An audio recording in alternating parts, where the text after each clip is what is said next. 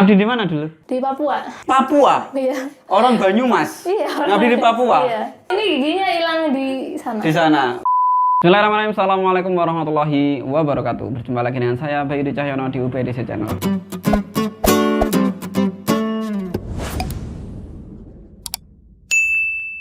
Assalamualaikum warahmatullahi wabarakatuh. Buat kalian calon santri Gontor 2021 yang sedang belajar persiapan menghadapi tes ujian masuk Gontor, yuk gabung tryout gratis IMLA, gratis tanpa dipungut biaya sepeser pun loh. Buat kalian yang tertarik untuk sekedar ngecek kesiapannya dalam menghadapi ujian IMLA untuk tes ujian masuk Gontor, silahkan langsung aja klik tautan link di bio ya. Aku tunggu. Hari ini kita sudah kedatangan tamu jauh dari negeri timur ya. Kita kedatangan tamu salah seorang alumni Pondok Modern Darussalam Gontor Putri angkatan 2018 ya, angkatan 2018. Nah, kali ini apa yang harus kita bahas? Karena sudah banyak daripada teman-teman semuanya, bapak, ibu-ibu, dan teman-teman sekalian yang menanyakan, Mas, bahas tentang pengabdian dong, bahas tentang pengabdian. Maka kali ini kita akan ngobrol bersama dengan beliau Ustadzah Al-Mukarromah tentang pengabdian di Gontor. Seperti apa sih pengabdiannya? Terus kemarin juga ada yang tanya, digaji nggak sih pengabdian itu? Terus kemudian ketika ngabdi itu bayar apa enggak? Dan sebagainya nanti kita akan langsung ngobrol guna mendapatkan gambaran bagi teman-teman yang mau masuk ke Gontor atau yang sekarang sudah di Gontor, supaya ada gambaran lah nanti pengabdian di mana, gimana, suka dukanya seperti apa dan sebagainya. Oke, langsung aja kita kenalan dulu sama narasumbernya. Assalamualaikum Ustadzah. Waalaikumsalam Ustadz. Ustadzah siapa namanya? Ustadzah Nabila Salma Kirana. Ngomong-ngomong tentang pengabdian nih, kita bahas dari pengabdian itu yang menentukan siapa sih? Yang menentukan adalah pihak Pondok Modern Darussalam Gontor ya, ustadz-ustadznya gitu kan, dimusyawarahkan. Cuman kita berhak untuk mengajukan kandidat. Kita nanti dikasih belangko. Nah, di belangko itu kita mengajukan kita pengen ngabdi di mana. Begitu ya. Di Putri gimana? Sama, jadi pas kelas 6 itu kayak semacam kita dibagi angket, dikumpulin satu angkatan, lalu kita disuruh ngisi maunya ngabdi di mana sih kayak gitu. Maunya ngabdi di mana sih? Dulu favoritnya kalau Putri itu ngabdi di mana sih? Jelas kalau yang biasanya yang kalau ngabdi di pondok cabang itu yang di dalam kayak Gontor, di Gontornya itu ya pasti yang milih anak kelas atas ya kelas B, C, D kayak gitu. Tapi kalau tahu diri. Iya, soalnya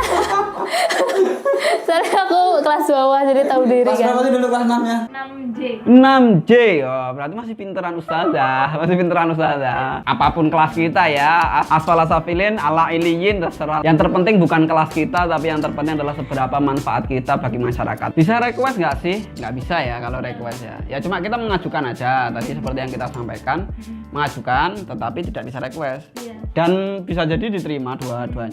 Bisa jadi diterima ajuan kita, bisa jadi enggak? Bisa jadi enggak. Kalau ustazah dulu gimana? Kalau dulu aku pertamanya ngajuin ngabdi itu di pondok deket rumah. Bukan alumni sih, jadi kayak masuknya pengabdian bebas. Jadi bukan pondok alumni juga bukan pondok cabang. Jadi ngajuin kayak surat rekomendasi dari pondok yang deket rumah saya itu. Minta surat. Nah, terus dikumpulin ke Gontor Putrinya. Nanti buat kayak diperiksa lah kayak gitu kelayakannya. Tapi ternyata nggak lolos gitu. Ngabdi di mana dulu? Di Papua. Papua? Iya. Orang Banyumas? Iya. Ngabdi di Papua? Iya. Oke, jadi kita nggak tahu ya apakah yang kita ajukan itu bisa diterima atau enggak. Yang penting kita dikasih kesempatan untuk mengajukan. Iya, dikasih kesempatan. Untuk keputusan akhir tetap diserahkan kepada pihak Gontor. Oh iya, Ustaz. Jadi dulu itu waktu pengisian angket kan di situ ada pilihan Unida. Jadi seandainya kita mau pengabdian di Unida, Unida murni itu jadi kita tuh langsung kuliah gitu, dan itu tuh pasti lolos. Pasti keterima di situ. Iya, pasti keterima. Jadi iya dulu kenapa ya saya nggak mengambil di Unida ya? Harusnya bisa langsung kuliah kan? Iya, bisa langsung kuliah malah. Hemat umur. Iya, hemat umur. Nah, ini tips. Wallahu alam ya, peraturan bisa berubah setiap tahunnya. Tapi dulu isunya kayak gitu. Iya, dulu. Isunya kayak gitu. Terus selanjutnya, penempatan di mana saja sih pengabdian itu? Ya banyak, mulai dari Gontor pusat, Gontor cabang, Pondok alumni, Dan mungkin ada yang bebas pengabdian itu memilih pondoknya sendiri. Iya, milih sendiri. Kemarin juga ada yang bertanya juga, Mas, kalau ngabdi itu nanti harus bayar lagi nggak? Ya namanya pengabdian kita nggak bayar lagi karena kita ngabdi, kita sudah mengabdi. Kita nggak ditarik uang sepeser pun, betul ya? Iya. Hanya saja kebanyakan rata-rata kita mengeluarkan uang untuk transport pertama kali menuju ke pondok masing-masing. Namun nanti sampai di sana uang transport itu dikembalikan. Iya, jadi pas pertama itu kita kan dari rumah berangkat sendiri-sendiri naik pesawat, ya sampai sana diganti sama pihak pondok alumni yang di Papua. Termasuk pas pulangnya juga? Iya, pas pulang juga kita dibayarin sampai ke Surabaya di pelabuhan. Pelabuhan, Iya. oke, sampai itu. Termasuk juga ketika di sana kita juga dapat bulanannya itu bukan gaji ya bahasanya, tetapi ihsan, sekedar untuk beli pulsa, hanya sekedar untuk beli sabun, kayak gitu-gitu. Jadi nggak sebanyak gaji ya, namanya pengabdian kan. Apakah boleh bawa handphone? Kalau pengabdian, kalau saya untuk di Gontor Putra dulu, saya ngabdi di Madura. Dulu boleh membawa handphone itu boleh, tetapi mungkin beda pondok, beda aturan. Kalau di Ustazah dulu gimana? Ya tadi kan Ustadz bilang, jadi setiap pondok alumni kan punya kebijakan masing-masing. Ya. Nah, kebetulan di pondok saya ngabdi itu nggak boleh bawa HP.